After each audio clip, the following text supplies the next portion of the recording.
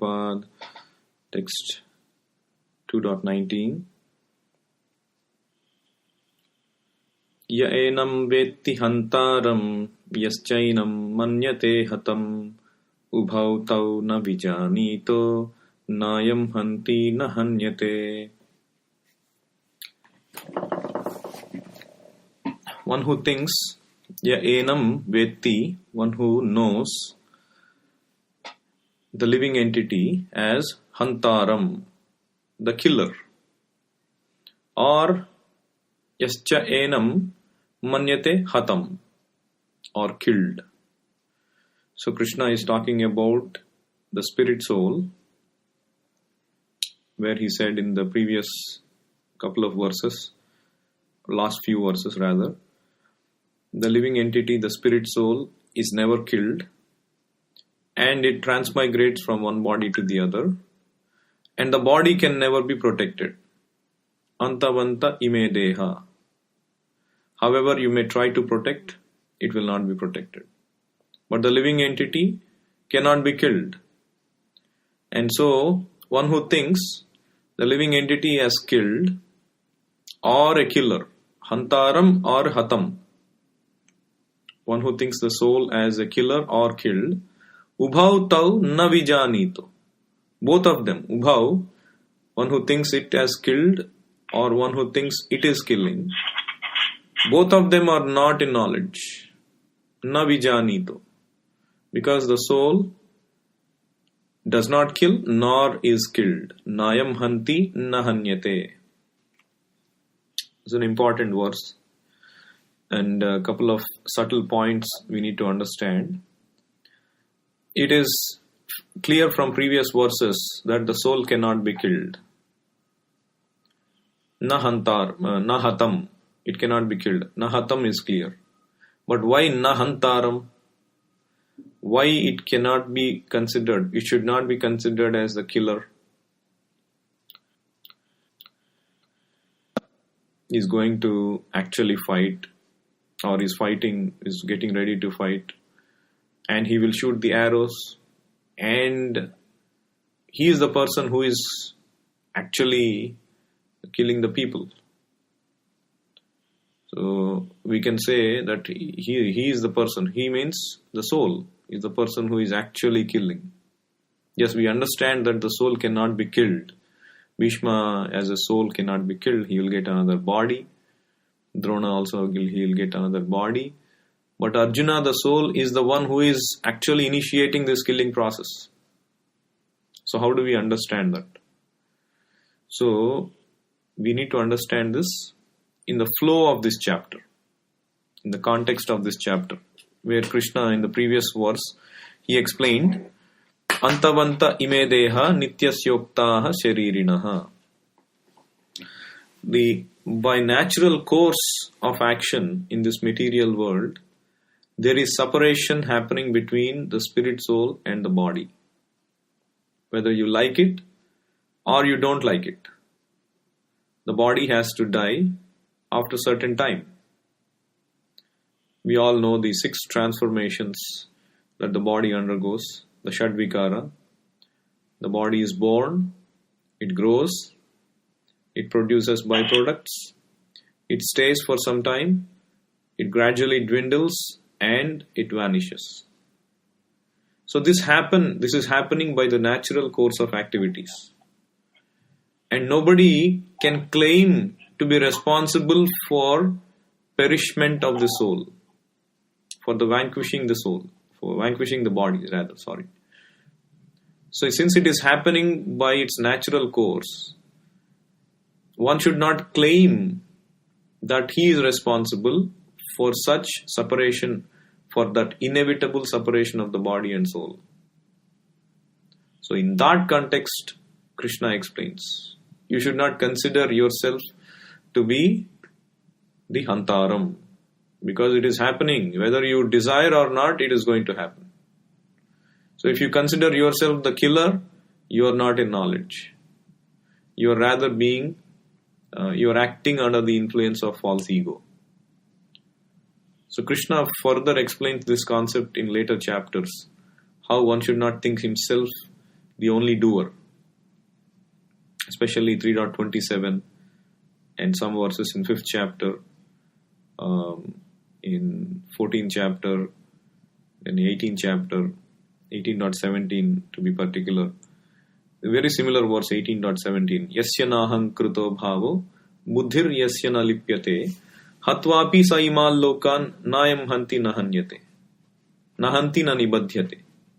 He does not kill if he acts under the influence of knowledge, even though he is killing people, apparently killing people.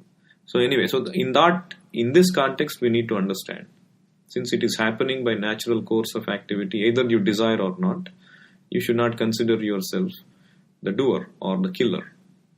And it is not killed, as we already know, by the constituent position. It cannot be even seen, what to speak of getting killed. So, but Prabhupada warns here that one should not take this verse as a justification for unlimited killing and say that, okay, anyway, the soul is not killed. How does it matter? Arjuna killed, I am also killing. Ma himsyat sarva bhutani. The Vedic injunction is, one should not commit violence. Ma himsyat sarva bhutani, against all living entities. Unless there is an order, injunction from the superior authority, who is a bona fide authority, coming in line with the disciplic succession from the Supreme Lord, one cannot make exception to that rule. A Vaishnava actually does not kill even an ant. We all know the story of Mrigari, who was half killing animals for his ulterior pleasure. That was the way that he was taught by his father. And Narada Muni showed compassion and he made him a Vaishnava. And after he became a Vaishnava, he was he was very careful to even walk so that he would not hurt the ants.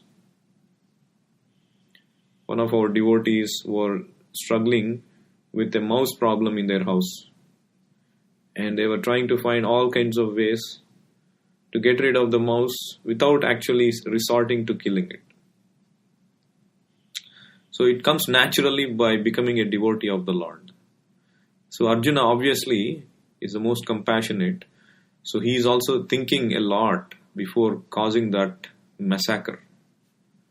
But the Lord has clearly authorized it. So there is no cause for anguish. Because he is the supreme judge. He knows the supreme benefit. Because sometimes killing is required. Violence is required. Just like if you have a disease, if you have an ailment, surgery is required by an experienced surgeon who authorizes that surgery. So, but a meat eater cannot justify without any higher authority. So to justify his killing, the meat eater will say, you guys are also killing the plants. You're also denying the life. So the question could come up. Animals and plants, both are living entities. So why do you devotees also kill the plants? Hurting animals is bad, but killing and eating plants is okay? He will ask that question. So what we should understand is, we not eating animals because it's painful to them is only part of the reason why we don't eat meat. There are several other reasons. One reason is that the Lord eats patram pushpam phalam toyam, fruits, flowers, grains, milk, water. And since we accept everything that we offer to the Lord, yagnasishtasina santaha, we only accept the remnants offered to the Lord. We offer only those things. Therefore, we accept only those things. Secondly, it is said in Srimad Bhagavatam that one living entity is the food for another in this material world. So, we cannot escape causing hurt to some living entity. But we have to carefully discriminate and choose what will be the least path of suffering. Therefore, we pick up that path. We cannot foolishly compare both of these paths. In fact, most times we pick up fruits without causing damage to the tree that produces them. Most vegetable species, they produce many vegetables, and actually picking them only strengthens them. The plant continues its life cycle and eventually dies anyway. And grains are harvested only after the plants have reached maturity. And most importantly, there is no bloodshed or violence. And if you compare when an animal is slaughtered, you can see such a fearful reaction and agitation and so much of anguish, and how much of chemical negative reaction that's happening inside the animal's body enters our body. And that will in turn transmit that agitation within our body and disease as well. And even scientifically, if you see, the human body is far more suited for vegetarian diet. Like that, when we had this retreat 2 days back, there was this topic about how the humans, these corner teeth, canine teeth, is given to cut the flesh.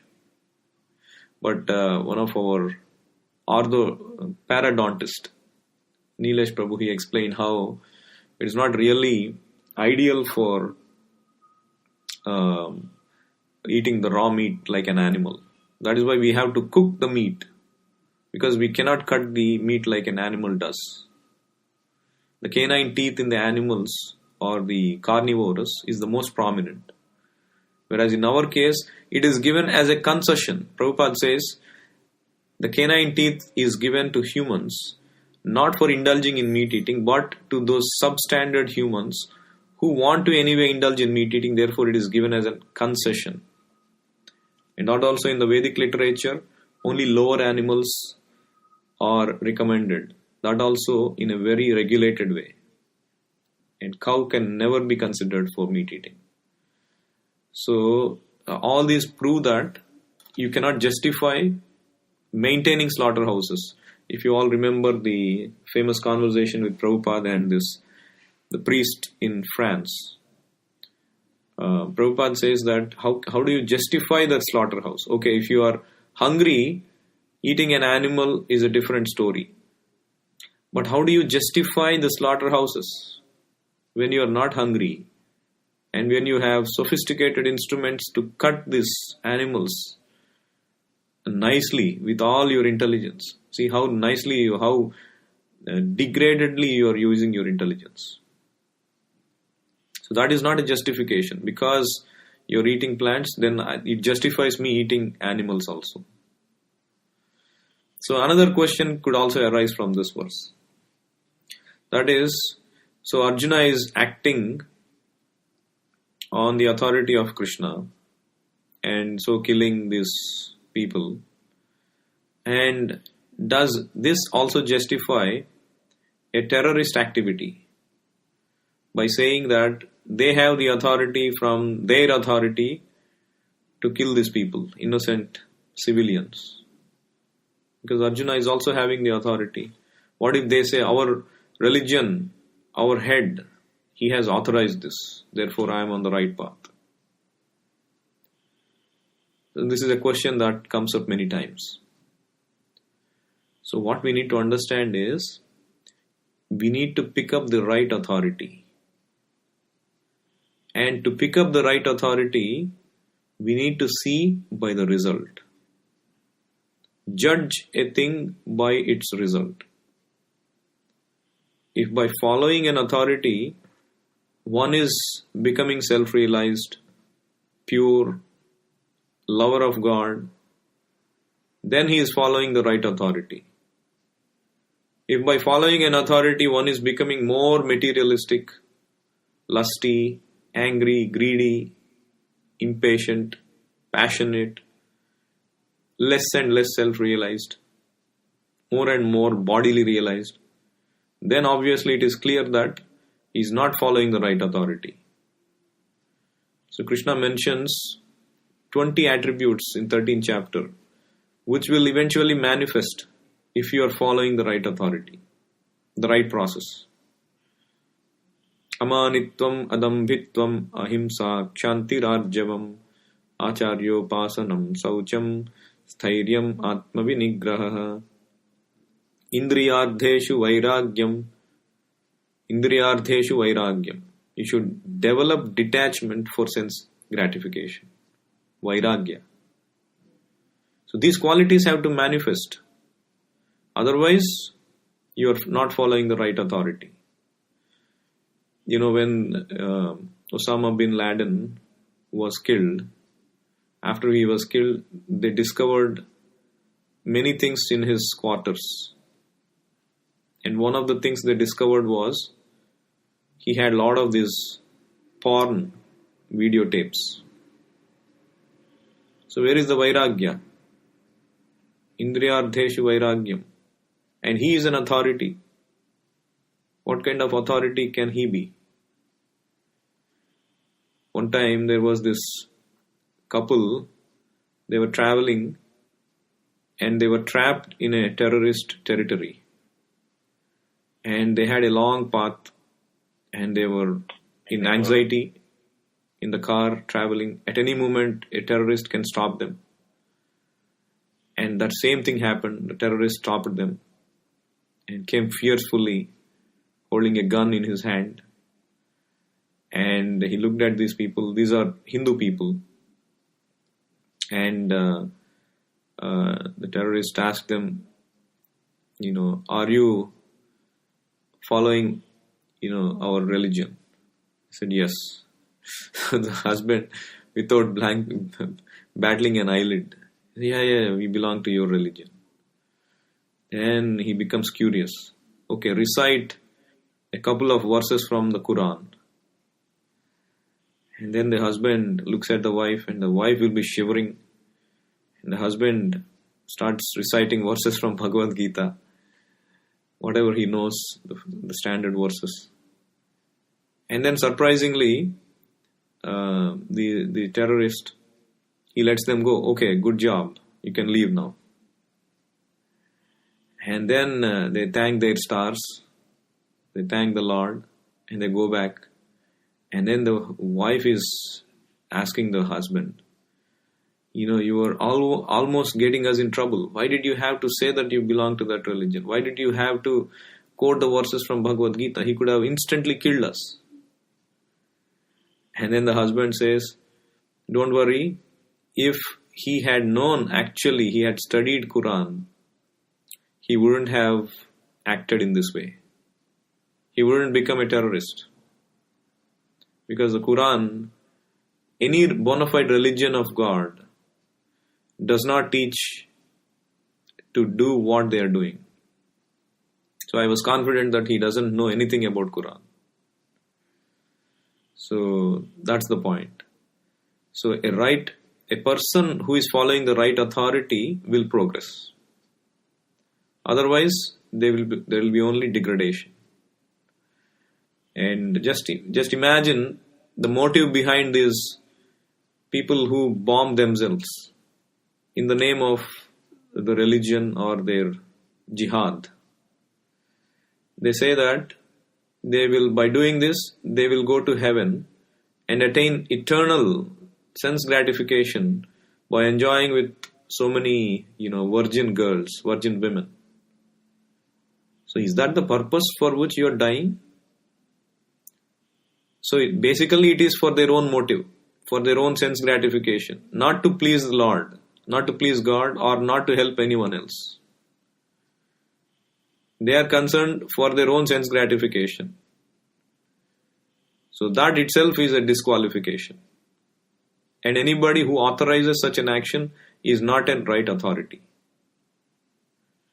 So the point here in this verse is one should accept the right authority, and in an extreme situation when the authority authorizes, one should not hesitate to even commit violence. So a Vaishnava should not or should be ready to even do activity which are not usually done if the authorization is there from the authority. So getting a right authority is also very important. When one is sincere in the heart and is desiring for his ultimate benefit, then Krishna will send them to a bona fide spiritual master. Guru Krishna Prasade Pai Bhakti Lata Bij. So the bona fide spiritual master, like Prabhupada for example, he does not mince words. He speaks straight from the scriptures, whether you like it or don't like it. Like a doctor has to tell the disease. Whether you like it, whether you have the disease or not, a good doctor has to tell the disease. He has the disease. You have to be treated. You have to be, you have to do the surgery. We have to do the surgery. Otherwise, you will die. That's why Prabhupada says we get less people. Because we give diamonds. We have diamonds. And only few people can afford diamonds. So we need the highest qualification, the sincerity. We need to be sincere. We need to get rid of our material sense gratificatory desires. Then we get qualification to understand the Lord.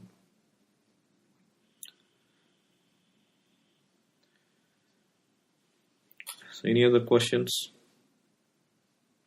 Comments on this verse?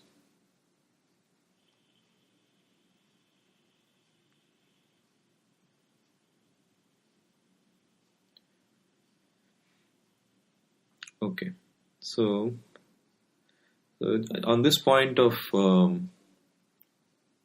Mahimsyat Sarva Bhutani, I was reading in Srimad Bhagavatam the pastime of Parashuram. There, Prabhupada writes in one of the purports,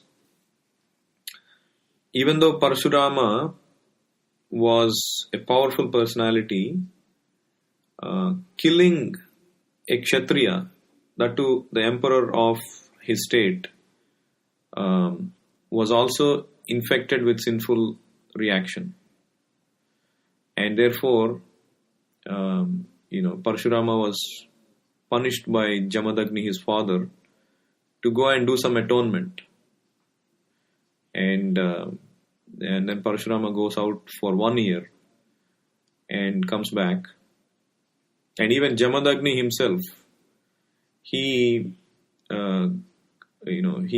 asks his son to kill his own children as well as his wife because she transgresses the religious etiquette. She becomes contaminated with a sinful desire. And we know the story how Parashuram kills his own mother and his brothers, but immediately requests his father to bring them back to life and make them not remember what they have undergone earlier, how they were killed. So Jamadagni satisfies. But because Jamadagni authorized the killing of these people unwantedly, provocated by a slight offense by his poor wife, this was a sinful act. Prabhupada wrote that this was a sinful act, and therefore Jamadagni was killed by the sons of Kartavirya Arjuna. So what happens when Parashurama goes out during the austerities? When he comes back, he finds that the sons of Kartavirya Arjuna, who was killed by Parashurama, these sons, they come and kill Jamadagni. And Parashurama therefore goes to kill all these Kshatriyas, starting with the sons of Kartavirya Arjuna. He rids the world of the Kshatriyas for 21 times. So the point is, even great personalities, if they order killing Mahimsyat Sarva Bhutani, that principle is applied. If they do it without proper authorization. So Jamadagni was inflicted by the reaction of ordering the killing of his own wife and his children. Even Parashurama also to some extent. Of course, he was the Shaktya Vesha avatar of the Lord. But the point is, Bhagavatam teaches the principle. How even the great personalities undergo this to teach the religious principles.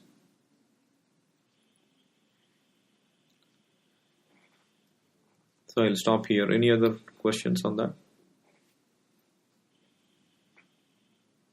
Yeah.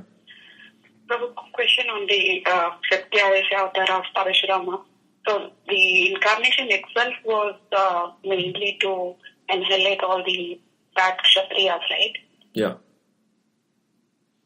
So how does this killing and the reaction to it apply to this person that you just spoke about? No, the reaction which is being talked about here is the first time when he goes and kills Kartavirya Arjuna. He goes and kills the emperor for the offense of grabbing the Kamadhenu from his father. That Jamadagni does not like it. He does it on his own behalf. So he teaches him a lesson by sending him to austerities for 1 year. So that part, because he is the king, he has a right to take the cow. So for that offense, one should not be killed. The king should not be killed. That is the lesson which is being imparted here. Okay. Thank you. Hare Krishna. So we'll move on to